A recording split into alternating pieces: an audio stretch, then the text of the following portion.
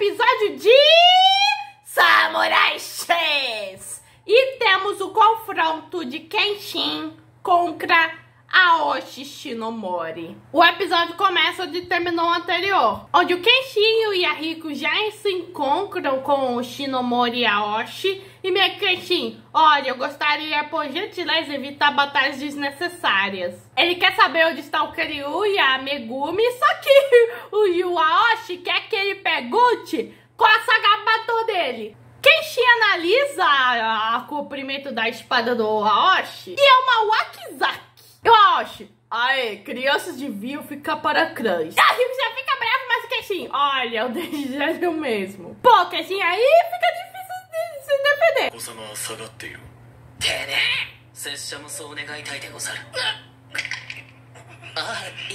Bom, o Yahiko acaba obedecendo, mas fala pro Kenshin não tem dificuldades com uma Wakizazi. E fala pra se apressar logo porque ele quer ir pra casa. Bom, na verdade a espada do Aoshi é meio que uma Kodachi, uma mistura de espada com Yaokizazi. Por ser mais curta do que uma katana, carece de poder ofensivo. Mas por ser leve e muito adaptável, tem grande poder defensivo. E estar na ofensiva contra isso é totalmente desvantajoso. E o Aoshi? Tá, então será que é aquele que vai atacar? E a luta já começa. O Aoshi vem rápido e ainda mete um chutão meio que no Kenshin. E o Kenshin já vê que o Aoshi também é mestre de Kenpo, assim com o Hannya. Kenshin tenta acertá-lo usando sua Sagabato, mas ele sempre se defende com Dochi. E o Kenshin começa a entender a estratégia meio que do Aoshi. Enquanto ele favorece na defensiva usando a Kodochi, ele favorece na ofensiva usando o Atis de Kenpo. E o Aoshi? Fui eu que ensinei Kenpo ao Hannya. E de repente o Kenshin sente uma dor imensa. Pra mostrar a diferença de Kenpo do Aoshi com o Hannya. O Aoshi começa a falar pro Kenshin que ele não tem nada pessoal contra ele. Mas como imperialista mais poderoso de todos, ele fará que ele morra agora. Então Kenshin pergunta por quem ele tá lutando. Se é pelo shogunato Tokugawa que caiu em decadência por conta da revolução. E o Aoshi, se você é imperialista, deveria saber. E nisso a Aoshi começa a falar como Yoshibu Tokugawa agiu na batalha de Tobafushimi. Assim que Yoshinobu, o último shogun de Tokugawa, descobriu que o exército do shogunato era inferior, ele e seus principais redentores deixaram o castelo de Osaka sozinhos, retornando a Endo em um navio de guerra, abandonando mais de 10 milhões de soldados que arriscavam suas vidas no campo de batalha. Depois que ele fugiu de volta para Endo, ele decidiu pela obediência absoluta no templo Kanen em Ueno. E após uma conversa com o Kaisu Tekatsu, a quem deu a autoridade total, e Takamori Saito, o castelo imperial de Endo, acabou se rendendo sem derramamento de sangue. E a Onibaju encerrou o Bakumatsu sem lutar. Ele fala que eles não se portam mais como o covarde do Tokugawa. O único arrependimento deles é eles não terem lutado. Não há o Arif na história, mas se eles tivessem lutado na época, a vitória da revolução teria permanecido com o shogunato. Criaria um grande incêndio na Endo e Onibaju mataria os oficiais imperiais no centro do exército em caos. E o que resta é uma multidão desordenada. E aí poderiam esmagar todos eles. Bom, Yahiko acha isso possível, mas o Aoshi garante que eles podem fazer isso aqui mesmo em Tóquio. Mas fazer isso nesse momento seria completamente sem sentido. E o que tem significado agora é essa luta. Ele pede pro Kenshin provar a superioridade na Revolução Bakumatsu, na qual foi reencarnado meio que na Onibaju. Bom, Kenshin começa a falar que muitos se lançaram meio que naquela guerra no Bakumatsu, seja um guerreiro revolucionário ou um samurai do shogunato. Eles se antagonizam, mas nenhum deles era justo ou estava enganado. Estavam simplesmente preocupados com o futuro do país e arriscariam suas vidas pela paz e tranquilidade do povo. Mas o Aoshi não tem nada disso, pois ele está dizendo calmamente que a razão destruir uma cidade. Isso é nada mais, nada menos do que uma competitividade sangrenta e zelada. Tanto um guerreiro revolucionário quanto um andarilho, ele não pode deixar de ficar quieto e deixar o Aoshi impune. Bom, o Aoshi fala que mesmo que ele leve isso a sério, não tem chances dele vencer. Bom, o Kenshin usa sua velocidade para chegar perto no Aoshi e eles começam um embate com espadas. Indo pro Hiten Mitsurugi Ryuto-sen, direto a um Batujutsu sem pousar. E é um grande ataque, mas não pode quebrar a Kodachi do Aoshi desse jeito. Enquanto isso, o Kiryu tá ficando saco cheio dos seus empregados. Primeiro a Megumi e agora o Aoshi. E agora ele vê que o Aoshi não é do tipo que controla-se com dinheiro. Então ele tenta pensar numa forma de se livrar tanto do Batosai quanto do Aoshi e um empregado.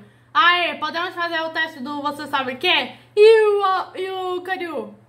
Enquanto isso, o Kenshin e o Aoshi continuam lutando entre si. E o Aoshi fala que mesmo que o ataque é inútil, pois ao se concentrar na defesa, ele consegue se defender até de rifles e bala. E o Yahiko vê que não tem como o Kenshin me vencer esse cara, pois não importa quanta vantagem ele obtém. O Aoshi não mostra um sorriso. E ele vê que os seus urelhinhos estão fracos. Bom, o Kenshin já se levanta, dizendo que sentiria a pena da Megumi em caso ele fosse derrotado. E ficaria até envergonhado de ver a Kaoru de novo. Mas agora ele finalmente vê uma maneira de derrotar a Kodachi aqui do Aoshi. E o Aoshi, gostaria de dizer que isso seria um blefe, mas... Não, você não é desse tipo de que diz isso por natureza. Então os dois vão se enfrentando e o Aoshi percebe que o Kenshin tá pegando na parte inferior da lâmina. E ele usa a bainha para atingir dano. Meio que o segredo do Aoshi é controlar completamente o alcance entre ele e o adversário. E nisso, Yahiko se lembra das aulas da Kaoru. A Kaoru fala, olha, Yahiko, o alcance é a distância na qual você pode atacar seu oponente com um único golpe. A chave para o combate de mestres de alto escalão é lutar dentro do seu próprio alcance. E meio que é fácil pensar, já que meio que o Kenshin tem a vantagem porque ele tem uma katana. Você não pode deixar de criar o ponto cego no centro da pessoa com um longo alcance. E você ataca exatamente nesse ponto cego. Então o Kenshin vai mudar o mesmo alcance para a Kodachi e o ponto cego deve desaparecer naturalmente. E o Aoshi entende, pois Kenshin tá segurando na parte no fundo que é mais opaco, que não vai doer tanto enfiar até nos ossos. E agora que o Aoshi viu a essência de um Hitokiri, então em Croc ele vai ter que derrotá-lo com a essência do líder da Onibashi.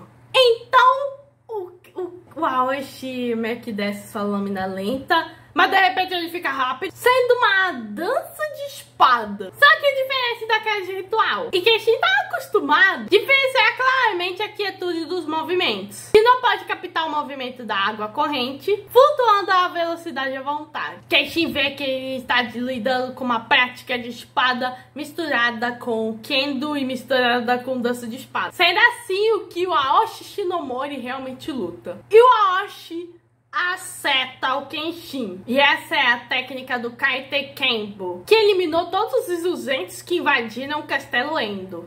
E o Aoshi, é o seu fim. Himura Batosai está morto.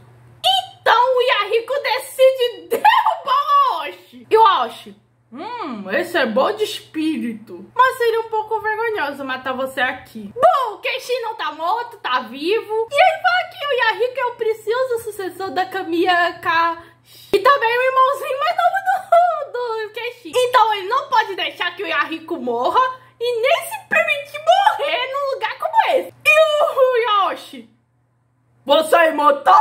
Bom, a bainha da espada do Kenshin se quebra e meio que vê que o Kaiten Kenbo meio que achou que ele iria destruí-lo como um Kron. Meio que ele reduziu os efeitos com a bainha no calor do momento. E agora se o Aoshi já vê com o Kenshin, o que é o chama de o mais forte de todos. Mas ele quer se reconhecer como tal e pegar o título de mais forte do Kenshin. Então ele tenta o Kaiten Kenbo de novo e já ia finalizar o Kenshin, mas o Kenshin consegue se defender. Não só uma, mas 2 vezes. E nisso, quando o Aoshi desarma o Kenshin, mesmo assim o Kenshin consegue segurar a lâmina da Kodachi, usando a técnica Mitsurugi Ryokosei, e que é a única técnica desarmada da Hiten Mitsurugi. E ele admite que é verdade que ele não consegue cumprir movimentos semelhantes à água corrente. Mas se for no momento onde o Aoshi ataca usando o Kaiten Buken, ele pode contra-atacar mesmo por pouco. E ele fala pro Aoshi que se ele quer o título do mais forte, ele pode dar o quanto ele quiser. Mas pra ele, na maioria das hipóteses, é um título meio irritante. Para o eu atual dele, para o que aguardam pela sua ajuda ou para aqueles que esperam o seu retorno. São dezenas de vezes mais importantes pra ele. E ele consegue contra-atacar McQuarrie.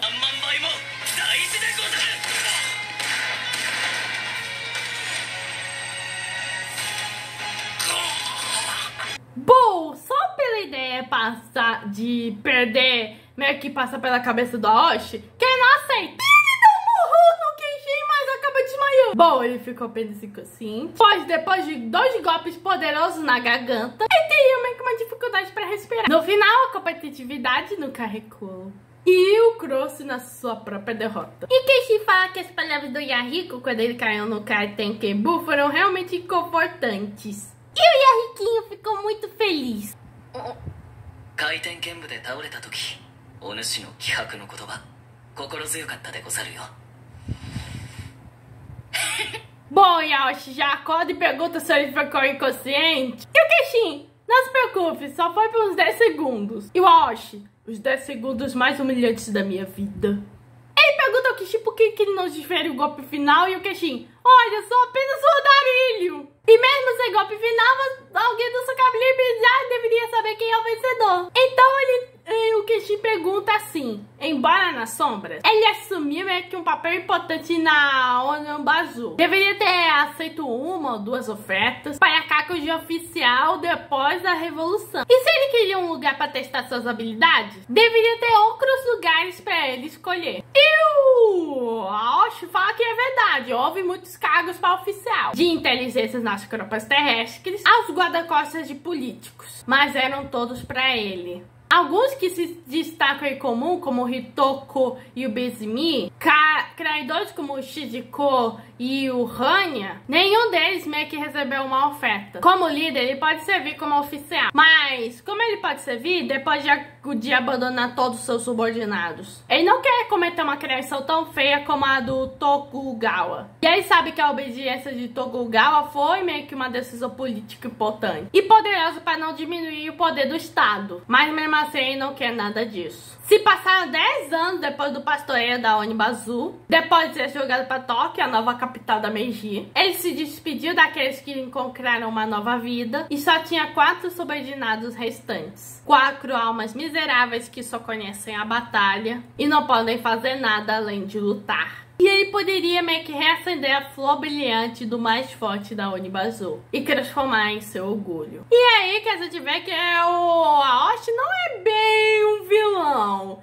Ele só é um cara que meio que é um líder que respeita muito e meio que cuida bem dos seus subordinados, que meio que são só 4 almas que não conseguem fazer nada além de lutar. Tipo, ele seria um Erwin, só que valoriza a vida e o bem-estar. Eu, Shinomori Aoshi, melhor você me desferir o golpe final, senão eu irei atrás de você. E o Kenshin, tá tudo bem, foi assim que eu fiz amizade com o Sano. Aí já chega o Karyu e ele fala, hello, eu saí porque eu não aguentava mais esperar. Isso poupa meio que a procura do Karyu. No entanto, o maldito trouxe uma coisinha. Uma metralhadora Gunkley. E meio que essa metralhadora foi desenvolvida em 1871 por um médico americano chamado Gunkley, sendo a arma definitiva que trouxe aos Estados Unidos a vitória da Guerra Civil. No Japão, o domínio Endigo Nakiokara comprou, usando na Guerra de Beijing e na Batalha de Kokuetsu, tornando-se uma grande ameaça ao exército imperial. E nisso já começa o tiroteio que parece que esse anime mais tá se passando em Rio de Janeiro do que no Japão mesmo. E a Megumi meio que ouve os tiros. Na corda, porque meio que eu vi um barulho alto. E o Hanya percebe que tem algo anormal acontecendo aí em cima. E o Hanya fala pro Sagrado não se preocupar, pois tanto ele quanto o Shikijiro tiveram essa luta e meio que perderam de maneira justa. Então eles não têm que atacar o vencedor de maneira desprevenida. Bom, a Hanya tá preocupado com o mestre Aoshi. E meio que o Sagara, então você é um cara bom, né? E o Hanya, Parece mais como sarcasmo. Bom, Rony acorda o Shikiju que fala: nossa, seu rosto realmente me anima, né? E o Rony: fala sério, vocês dois. Enquanto isso, o Ryotoko e o Benjamin ouvem meio que também os Kron. E o Benjamin fala: parece que hoje não tem hora de soneca. Enquanto isso, Kenshin e o Aoshi tentam fugir das balas. E o Kenshin tava segurando Yahiko como se fosse seu filhinho. Bom, Aoshi pergunta por que o Kiryu tem uma arma como essa. Mas o maluco já tava maluco. E ele acerta o Aoshi. Bom, Meku Kiryu fala que sua ambição final é se tornar o reverendo mais lucrativo do mundo, se tornando assim um traficante de armas, e reunindo fundos através do novo ópio, tendo a metralhadora como produto principal, ele pode atacar a concorrência. E o Kiryu, todo biruta das ideias, só pensando no dinheiro, já decide atirar Meku no Aoshi. Shikiju vai indo proteger Meku e o Aoshi, enquanto o Kenshin vai meio que tentando sair daí. Então o Shikiju se sacrifica para proteger o Aoshi. E o episódio acaba aí com o rosto chocado do Aoshi. Com certeza no próximo episódio o Aoshi vai sofrer demais. Gente, esse episódio tá de parabéns. Tivemos a lendária luta de Kenshin contra a Shinomori Aoshi. Que esse aí tem técnicas bem mais interessantes meio que de luta. E com certeza eu quero que ele seja bem mais aproveitado, porque todas essas habilidades de luta e a lore dele são interessantes. E no próximo episódio teremos o fim da batalha. Bom, esse foi o episódio 12 de Samurai X. Se inscreva no canal, ative o sininho, compartilhe. Muito beijo e fui.